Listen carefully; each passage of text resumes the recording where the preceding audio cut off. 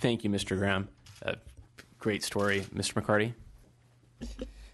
Yes, thank you. And first of all, it's good to be here on this select committee to listen and learn about this industry. And I know, Mr. Chair, you're certainly very proud of your folks from the Russian River and Natalie. And I'm equally as proud of Track 7. I knew Mr. Cooper, who represents Elk Grove, is saying, hey, we have a spot down in South County. You can come for your third location.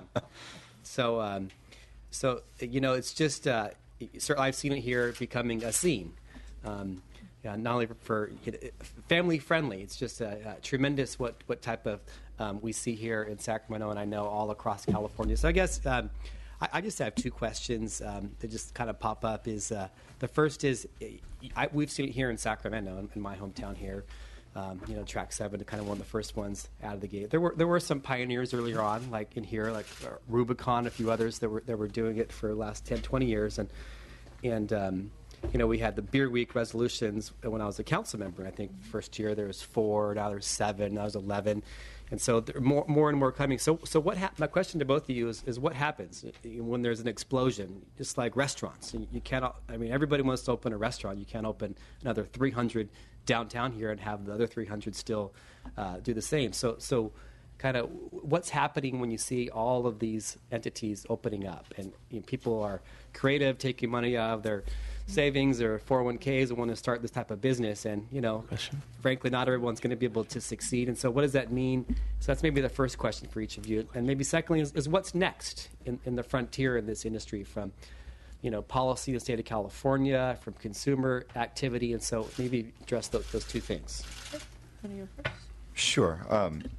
I actually, in my notes, as one of the thoughts that I had was on this notion that Bart had mentioned about the potential for California to absorb a number of breweries beyond what it currently has. And I think the question ultimately that'll become of most of the breweries is to define for themselves what it means in the type of brewery business model that they want to employ. I think if we're talking about is every one of the breweries that are going to be opening in the next year, 2 years, 10 years, are they going to be able to be the next Lagunitas or the next Stone or the next Sierra Nevada? I think we would be hard pressed to find a number in currently even in our generation, my crop of breweries, that'll be able to make it to that level. There's going to be some that will through perseverance and hard work. I think a lot of room in the opportunity is going to be those ones that fill that niche in their own hometown, their home market, and do it in a very positive, collaborative, and community-based environment. And with that, I do see a large opportunity for breweries to continue to grow the communities, to be able to absorb them. And from that side of things, I think there's still a long way to go.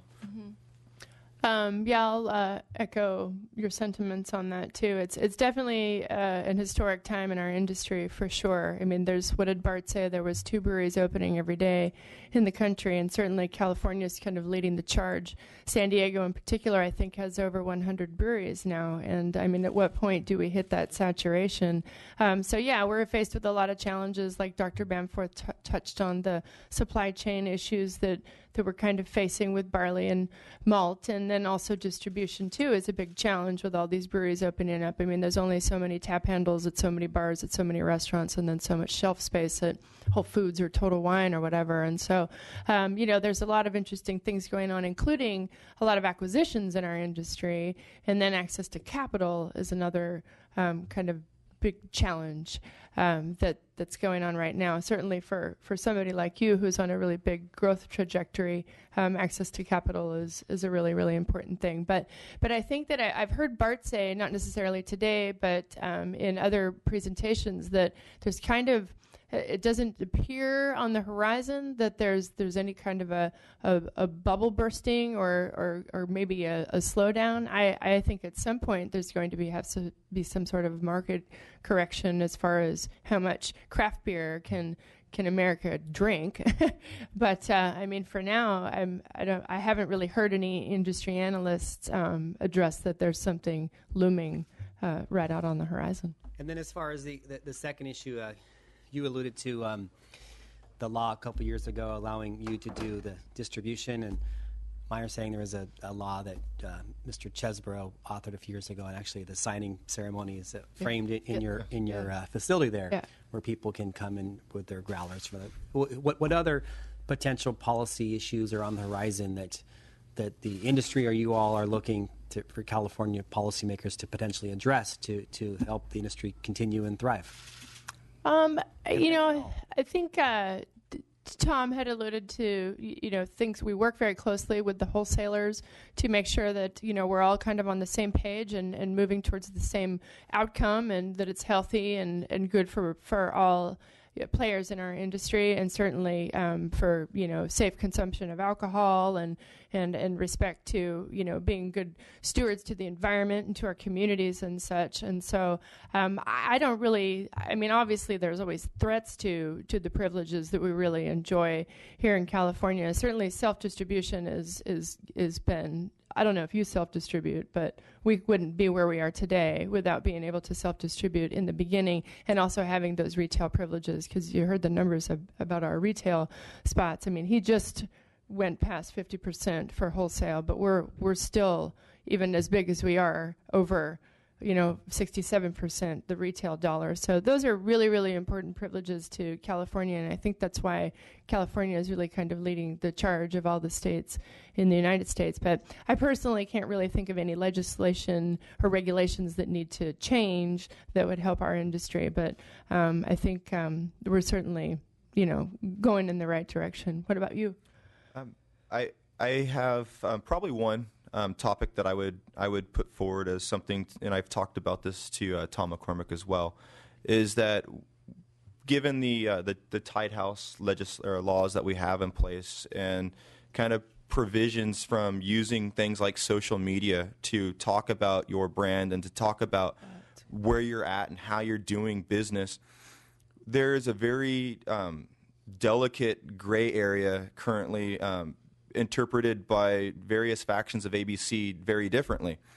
And while we're allowed to, for instance, promote beer dinners or things that have educational value to it, where we're at and purpose, and providing that benefit to our customers, there's also then a festival put on by a nonprofit that happened to be sponsored by a for-profit grocer and got people in the industry in trouble, very innocently enough. But those are still issues that impact them financially, jeopardizes their license, the livelihood of their employees, and so I think that's probably the thing that I would recommend seeing some clarification, some maybe re-envisioning some of those things of what we're considering a gift of value between the tiers.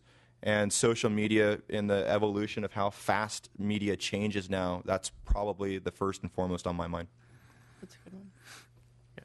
So, a lot of what we've talked about today is community, and, so Mr. McCarty is really familiar with Track 7, and I enjoy your beer too. And I'm very familiar with Russian River, and know a little bit more of the story about how the Planet of the Younger Festival has enormous economic positive impacts, and probably today a lot of other downtown businesses are finding ways to benefit from that as well, but it wasn't always that straightforward.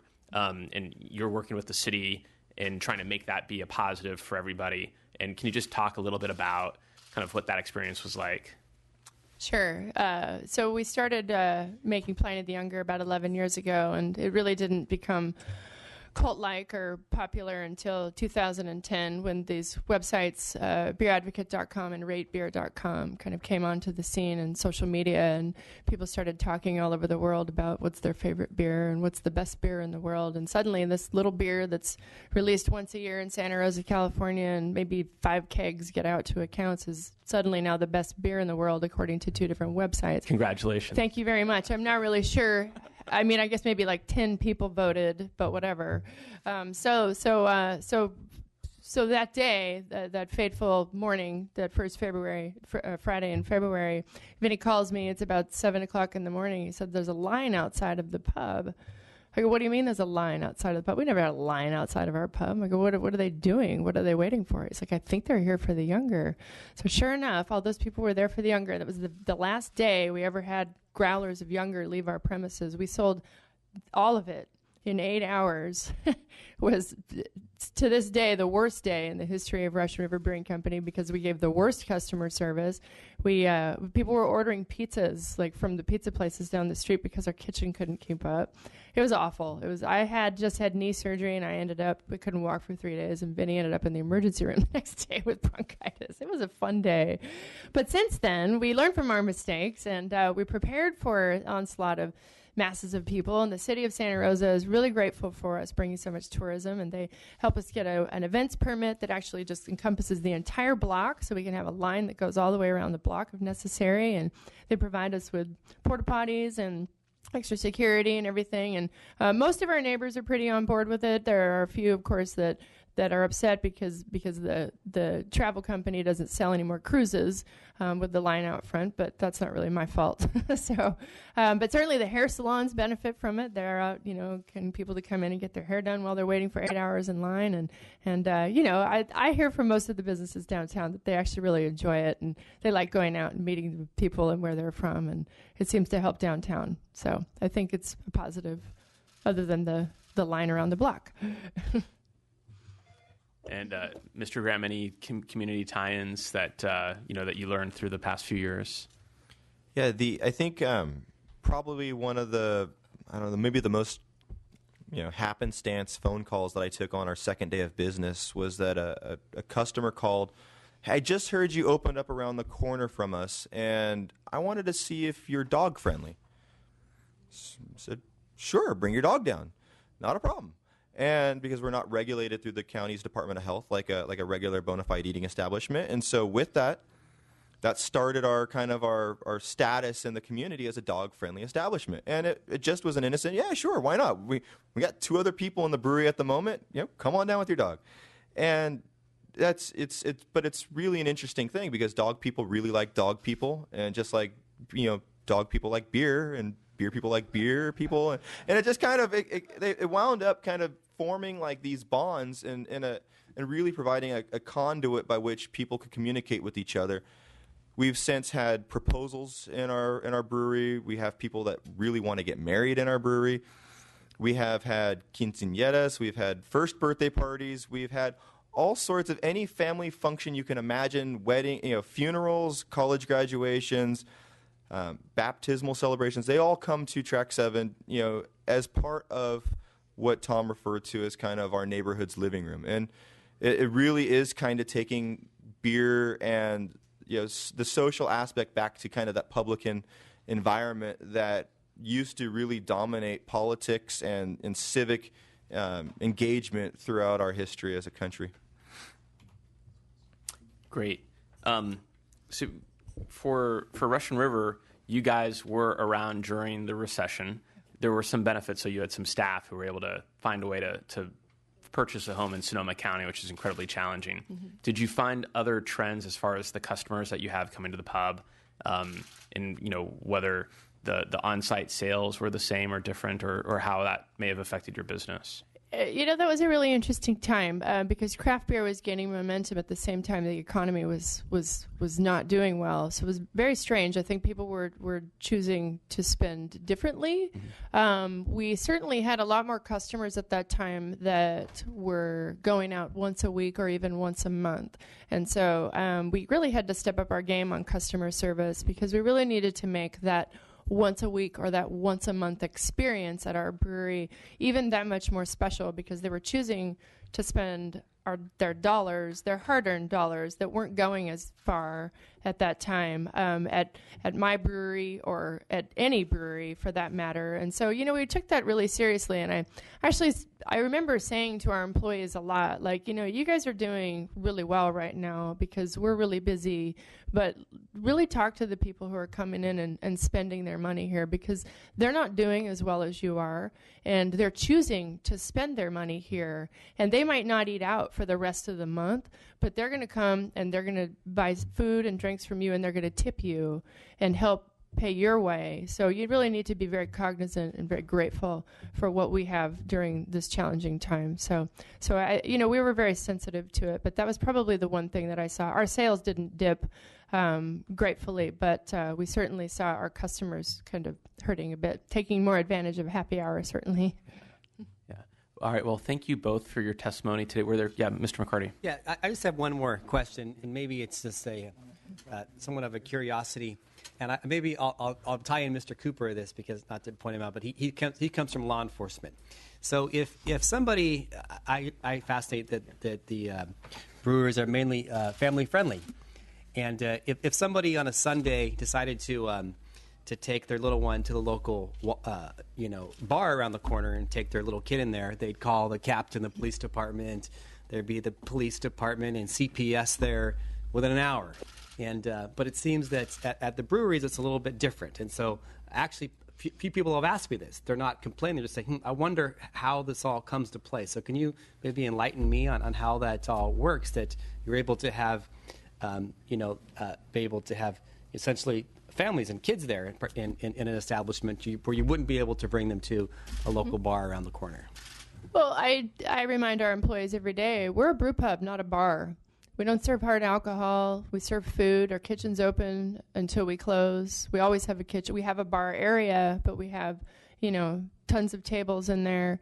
On the weekends, we tend to run out of high chairs, so that's cool. And we don't have enough stroller parking. We have repurposed our stage area. We don't do live music anymore, which used to be stroller parking, when we didn't have music. But now we have tables on there, so now strollers are just everywhere. So, I've worked really, really hard to make our pub family friendly and a comfortable place for women to come, especially because I really didn't want it to be like a bar. I make sure the lights are up and the music's down at all times. I make sure the bathrooms are clean and that the music is appropriate for all ages, that we don't have anything, any explicit lyrics, going through the Spotify and the music's down. And so I think that the ambiance is a big part of what makes it family friendly as well. You are a pub. You have a full. We're a pub. In there. We're a restaurant. Whereas here in Sacramento, Track 7 or others, where there aren't food facilities, maybe there's food trucks on certain days. Mm-hmm. How are they? The question that I've gotten, and frankly, I don't have an answer to it, or how are they able to bring in and have families there and legally get through that, whereas at the local bar would have kind of a different type of scenario? Tom may be able to help clarify this a little bit more for me as well, but I believe the answer is the fact that as we're regulated under our alcohol license, we're a manufacturer with retail privileges. So we're not regulated the same way a bar is regulated. And so with that, we do get certain benefits to that aren't available to a number of other people. If you were to go and establish a beer bar, like a number of beer-centric bars throughout Sacramento, there has to be a certain amount of their revenue generated from food sales to allow minors to be in there. This I believe happens to just be a relatively fortunate provision within the ABC as it relates to the regulation of our license. But beyond happenstance, I'm not sure exactly how that wound up. Great, thank you. Any further questions? Well, with about 570 craft brewers in California, it's not a surprise to me that one of the things that we like to talk about here in the legislature is who's got the best beer from their districts. But it's certainly something that I've realized is there's amazing beer brewed everywhere in California. The economic impacts for the entire state benefit everyone. And of course, consumers, as we've also noted, are definitely thirsting for craft beer and have a taste for this and want to have that experience of something that's locally brewed, that has a unique flavor and taste, and it can really taste the art of brewing beer. So for the two of you, I just want to express my gratitude in sharing what your creation is with all of us, but also the stories of how you've been able to make it as a business in a changing economic environment here in California with something that's definitely taken off in the state and obviously nationally as well. I also just want to thank once again the other panelists who provided their expertise as well, to tell the story about how craft beer has had a huge economic impact on California, $6.5 billion, and to hear that is likely an understatement of that economic impact is pretty heartening to know how important this industry and this sector really has become for the state of California. So again, thank you very much, and I look forward to working with all of you long into the future. Thank you very much. Thank you for your time.